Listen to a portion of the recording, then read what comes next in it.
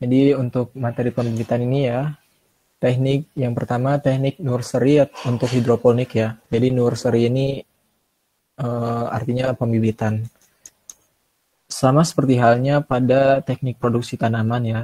Jadi bibit figur atau bahan tanam dari varietas hasilnya tinggi adalah esensial pada hidroponik atau soilless culture untuk memperoleh hasil ekonomis yang tinggi. Nah, jadi untuk bibit yang figur ini memiliki ciri-ciri yaitu dia memiliki perkecambahan yang cepat.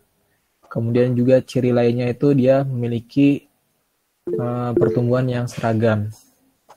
Kemudian untuk media pembibitan ya atau nursery medium itu memiliki syarat di mana dapat perkecambahan atau pertumbuhan dari bibit ini yang baik. Jadi syaratnya itu. Kemudian bibit juga bebas hama dan penyakit. Kemudian untuk medianya, di sini ada beberapa contoh medianya yang digunakan untuk pembibitan. Ada pasir halus, kemudian ada arang sekam, kemudian ada rock wool, peat, perlit, atau vermiculit. Kemudian di sini ada tahapan dalam menanam sistem hidroponik. Ini secara umum ya teman-teman, ada persiapan alat, kemudian ada persemaian atau pembibitan, kemudian ada penanaman atau transplanting ya, istilah lainnya. Kemudian ada pemeliharaan seperti cek nutrisi, cek pH, kemudian ada panen yang terakhir. Kemudian di sini ada beberapa hal yang perlu dipersiapkan ya, dalam proses perkecambahan benih atau persemaian. Ini ada pinset, ya. Jadi pinset ini berfungsi untuk menjepit benih ya atau bahan tanamnya, karena kan ada benih yang dia itu ukurannya kecil sehingga sulit untuk menggunakan tangan ya. Jadi kita bisa menggunakan bantuan pinset. Kemudian ada media tanam rock wool. Di media tanam rock wool ini umumnya digunakan ya, banyak sekali digunakan dalam pembibitan hidroponik. Kemudian ada tray semai ya, jadi untuk wadah dari media semai atau media tanam. Kemudian ada benih tanaman atau yang berfungsi sebagai bahan tanamnya. Kemudian ada air, kemudian ada sprayer. Kemudian di sini ada beberapa macam dari tempat pembibitan. Yang pertama itu ada individual container atau growing block.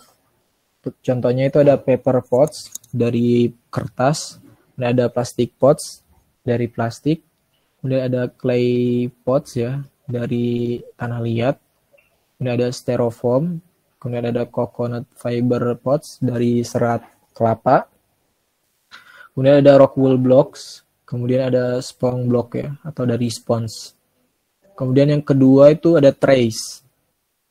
Nah, jadi ada contohnya ada dari styrofoam trays, kemudian ada speeding atau cell plug trays. Dan ini ada gambarnya ya. Ini ada individual containers. Kemudian ini yang trays, jenis traysnya.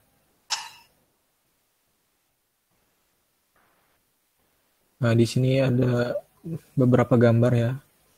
Ini rock wool yang dia udah cetakan dari sananya. Di ini ada lubangnya ya, jadi kita masukkan benihnya di sini. Kemudian ini ada tray juga nih. Kemudian ini ada net pot. Kemudian ini contoh dari pembibitan. Kemudian di sini ada teknik pembibitan menggunakan spons ya teman-teman. Jadi lembaran spons dapat digunakan sebagai media pembibitan. Nah, untuk ukurannya sendiri itu menggunakan ukuran 2,5 cm kubik ya. Jadi yang ini 2,5 cm, yang ini 2,5 cm, dan yang ini 2,5 cm. Nah, kemudian tempatkan bibit pada bagian tengah spons yang telah dibelah pada bagian atas spons.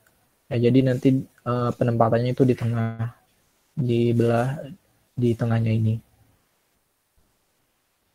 Ya, ini contoh dari bibit menggunakan spons. Kemudian ini alurnya ya. Jadi ini proses memasukkan benih ke dalam spons, kemudian meletakkannya pada trays, dan ini proses perkembangan dari bibit ini. Kemudian ini ada transplanting ya, atau pindah tanam. Kemudian ini contoh dengan media rock wool. Nah, ini ada proses masukkan benih ke rock woolnya.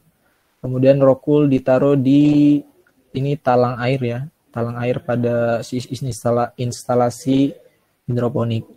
Kemudian rock woolnya itu yang sudah dimasukkan benih itu diberi air, dan usahakan jangan langsung pemberian itu jangan langsung mengenai rock wool. Lebih baik di talangnya ini, karena khawatir nanti ketika terlalu deras ya aliran airnya ini bisa membuat benih ini keluar dari rock wool. Nah, ini perkembangannya. Ini juga contohnya ya, ada kayak semacam alat bantu untuk melubangi rock wool. Jadi tinggal ditekan untuk lubang tanamnya. Nah, kemudian ini pindah tanam bibit ya. Jadi bibit yang dia itu sudah memiliki 3-4 helai daun bisa langsung dipindah ke instalasi hidroponik. Nah, kemudian ini contoh dari produk hidroponik ya teman-teman. Kemudian ini contoh perkembangan perkecambahan selada.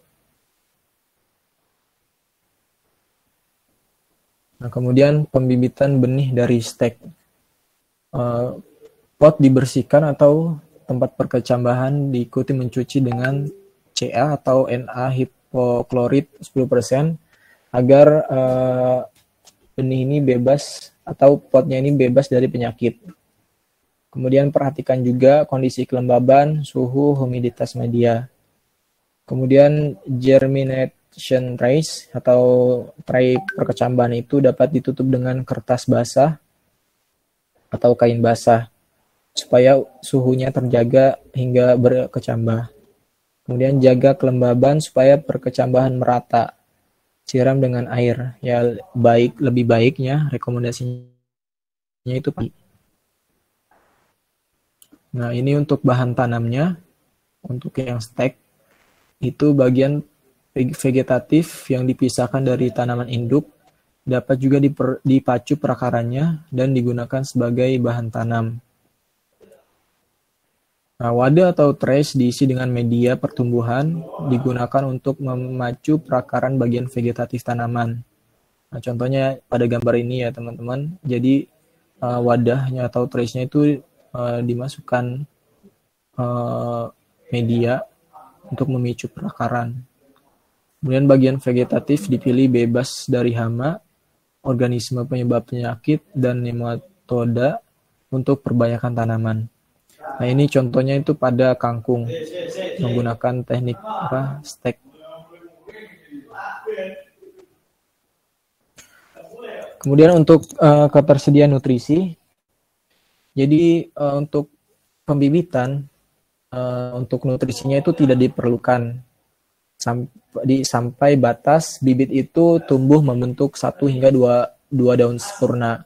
Nah, setelah itu baru bisa diberikan nutrisi. Nah, sebelum waktu dari menjelang 1 hingga 2 daun sempurna itu bisa menggunakan air bersih saja untuk menyiramnya. Nah, larutan nutrisi dapat dipakai secara langsung pada nursery pot setelah biji dikecambahkan atau setelah biji tumbuh.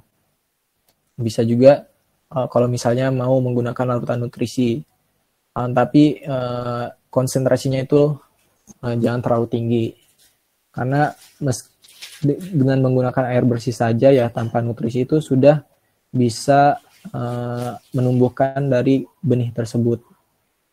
Kemudian letakkan pot atau tray dalam wadah datar dan tuangkan larutan pada tempat tersebut supaya tidak kena langsung dengan tanaman. Kemudian pada fase pertumbuhan awal digunakan larutan 5-10 mili per hari. Kemudian setelah tanaman tumbuh, gunakan 10-25 mili per harinya. Nah, dan ini diberikan 1 hingga 2 kali. Dan ini juga tergantung pada kondisi tanamannya.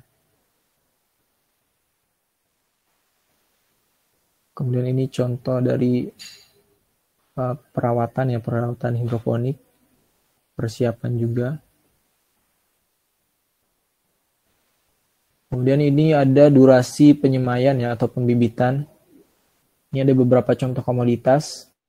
Pada tomat itu penyemaiannya itu 3-4 minggu dengan fase 2 hingga 3 daun sempurna. Kemudian untuk kubis 4-5 minggu dengan fase daun sempurna itu 3-4. Untuk mentimun ada 3 minggu dengan daun sempurna 3-4.